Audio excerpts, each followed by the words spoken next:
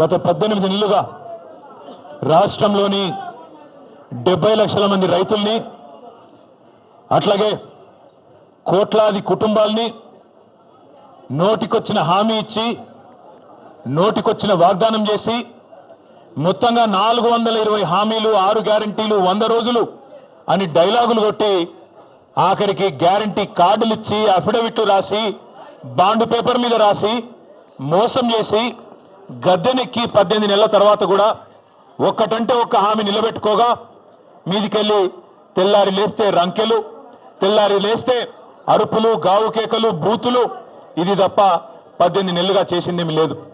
కానీ basic knowledge లేని ముఖ్యమంత్రి అని తెలిసినా ముఖ్యమంత్రి ముచ్చట పడుతుంది కదా, దమ్ముంటే రండి చర్చకు అని ఖార్గే సాబ్ సాక్షిగా సవాల్ విసిరిండు కదా. కేసీఆర్ వస్తాడా, కేటీఆర్ వస్తాడా, ఎవరు వస్తారో రండి అని తొడగొట్టిండు కదా.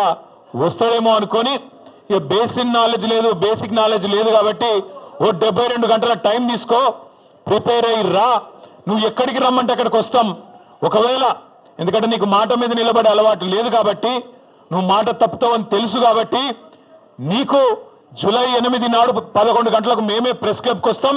ప్రెస్ మిత్రుల సాక్షిగా ఒక న్యూట్రల్ వెన్యూ మీద రాష్ట్రంలో మీడియా సాక్షిగా, రాష్ట్ర ప్రజల సాక్షిగా ఎవరేం చేసినరో రాష్ట్ర రైతాంగానికి, రాష్ట్రంలోని యువతకు 10 ఏళ్ల కేసీఆర్ ప్రభుత్వం ఏం చేసిందో, 18 నెలల నీ ప్రభుత్వం ఏం చేసిందో తేల్చుకుందాం రమ్మని ముఖ్యమంత్రి గారు సవాల్ విసిరితే స్వీకరించి నేను వస్తా అని చెప్పిన. వస్తాడేమో అనుకున్న ముఖ్యమంత్రి, పోనీ ముఖ్యమంత్రి రాకపోతే ఆయన తరపున ఒక బాధ్యత గల్ల ఉప ముఖ్యమంత్రినో, ఒక వ్యవసాయ మంత్రినో, లేదా మరొక మంత్రినో పంపుతారేమో అనుకున్నా. కానీ వాళ్ళు తేలిపోయింది, రేవంత్ రెడ్డికి రచ్చ చేయడం వచ్చు తప్ప చర్చ చేయడం రాదు అనేది మాత్రం ఖరాఖండిగా తేలిపోయింది.